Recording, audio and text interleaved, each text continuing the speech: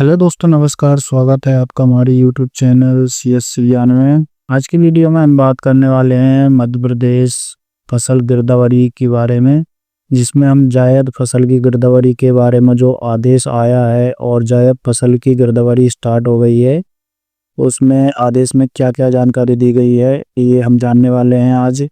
और आगे हम बताएंगे जो भी सर्वेयर का पेमेंट नहीं आ रहा है, जिससे हमारे सर्वेयर भाई बहुत गुस्सा है, यानी कि नाराजगी जता रहे हैं। तो इस पर भी हम आज चर्चा करने वाले हैं। तो चलिए हम देखते हैं वो आदेश क्या है, क्या लिखा है इस आदेश में। इससे पहले अगर आप हमारे वीडियो में पहली बार आए हैं तो चैनल को सब्सक्राइब कर दीजिए और वीडियो को एक लाइक कर दीजिए। चलिए वीडियो शुरू करते हैं। तो ये आदेश, यहाँ पर एक आदेश डला है, इसमें हम देखते हैं क्या क्या जानकारी दी गई है। उसके बाद हम देखेंगे कि हमारी सर्वेयर भाइयों का क्या कहना है इस गिरदावरी को लेकर। तो इस आदेश को हम जूम करके दिखा देते हैं और इसमें क्या लिखा है ये आप देख सकते हो। कलेक्टर समस्त जिला मध्य प्रदेश, समस्त कलेक्टर्स के लिए ये आदेश है। तो यहाँ पे लिखा है विषय डिजिटल क्रॉप सर्वेक्षण मौसम जायद 2025-26 हेतु। आगे देखते हैं मध्य प्रदेश भू अभिलेख नियमावली के अनुसार फसल गिरदावरी का कार्य वर्ष में 3 बार मौसम खरीफ रबी जायद, यानी कि 3 बार होता है गिरदावरी का काम। पहले खरीफ की होती है, फिर रबी की, फिर जायद की। ये 2 फसलों की हम सर्वेयर भाइयों ने ये गिरदावरी कर दी है। अब जायद फसल की जो गिरदावरी स्टार्ट हो गई है उसे करना है। इसमें आगे देखते हैं ये तीनों फसल में सारा ऐप के माध्यम से संपन्न किया जाता है, जिसका उपयोग उपार्जन, फसल बीमा आदि योजनाओं में सतत रूप से किया जा रहा है। फसल गिरदावरी कार्य में पारदर्शिता लाने हेतु डिजिटल क्रॉप सर्वे का कार्य भारत सरकार के दिशा निर्देश अनुसार जियो फेंस तकनीक के माध्यम से खेत में बोई गई फसल का फोटो खींचकर फसल सर्वेक्षण का कार्य नियत अंतराल में पूर्ण किया जाएगा। यानी कि नियत अंतराल 45 दिन का जो भी टाइम मिलता है, 45 दिन के अंदर यह कार्य करना होता है। उक्त कार्य पूर्ण करने हेतु निम्नानुसार निर्देशों का अनुसरण किया जाए। इनके जो भी निर्देश दिए गए हैं, इसमें क्या क्या निर्देश दिए गए हैं ये गिरदावरी करने के लिए।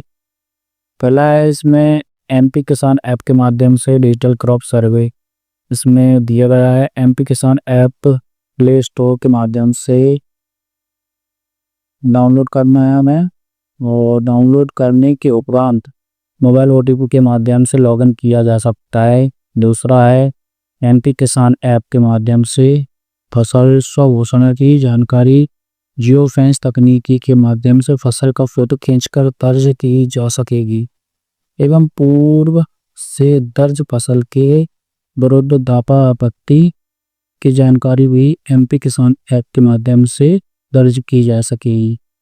इसमें होता क्या है, जैसे कोई फसल गलत चढ़ जाती है तो अपन दावा आपत्ति एक MP किसान ऐप में ऑप्शन आता है जिसमें हम सुधार कर सकते हैं उस फसल का।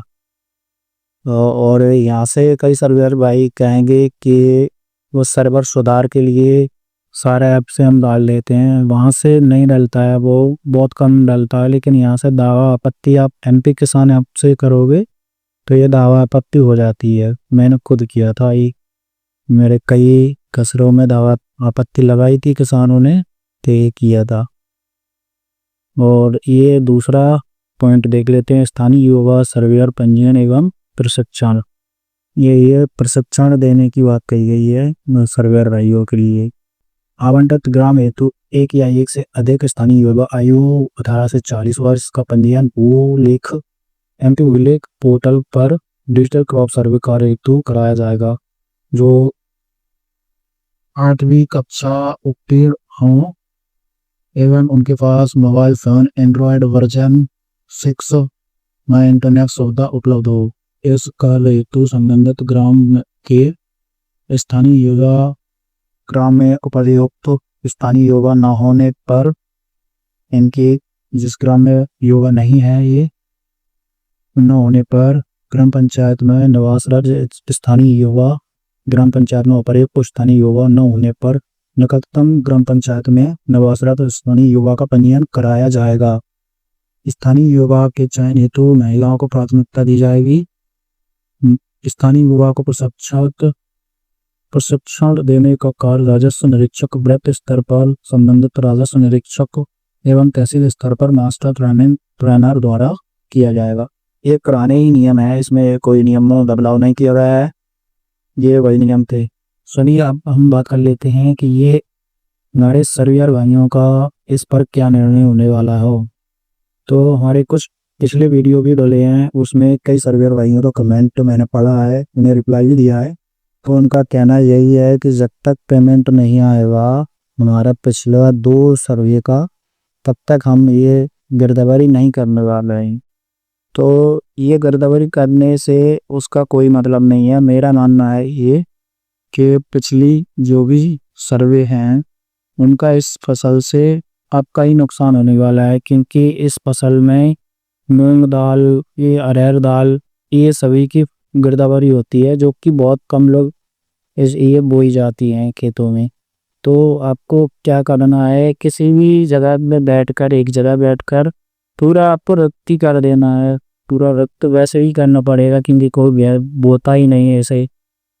तो आप ऐसे कर सकते हैं, एक जगह से बोतो और रिक्त करते चले जाओ। अब की गिरदावरी हो गई, कहीं भी खेत पर जाने की ज़रूरत नहीं है। और इसका भी पेमेंट शायद मिलता है, अब मिला तो किसी को यही नहीं, तो इसका कोई कह नहीं सकता कि रिक्त जो अपन फसल भरते हैं वो उसका पेमेंट मिलेगा।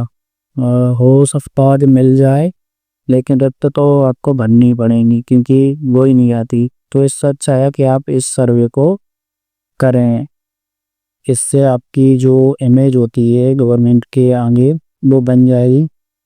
और इसका पेमेंट है, तो पेमेंट तो आएगा ही आएगा, आप अभी ना आए कुछ दिन बाद आए, क्योंकि गवर्नमेंट पेमेंट होता है लेट तो इसे होना ही है। और आप कोई परमानेंट जॉब तो है नहीं कि मंथली सैलरी आपको मिलती हो, ये कमीशन बेस्ड सैलरी होती है जिसका कोई निश्चित टाइम नहीं है, ये कभी भी आ सकती है। ये तो एक तरह का सरकार के ऊपर निर्भर है, जब डाल दे। तो मेरे हिसाब से बस यही है कि आप इस गिरदावरी को भी करिए, क्योंकि इसमें नुकसान आपका ही रहेगा। और आगे आप हमें भी कमेंट में बताइए कि हमें इस पर क्या निर्णय लेना चाहिए और क्या सर्वेयर भाइयों को मिलकर सर्वेयर संगठन को पूरे क्या करना चाहिए, इस पर आप अपनी राय जरूर दें कमेंट में। और आगे आप ऐसे ही कार्य करते रहें। तो चलिए मिलते हैं नेक्स्ट वीडियो में नई जानकारी के साथ, तब तक के लिए थैंक यू फॉर वॉचिंग। नमस्कार।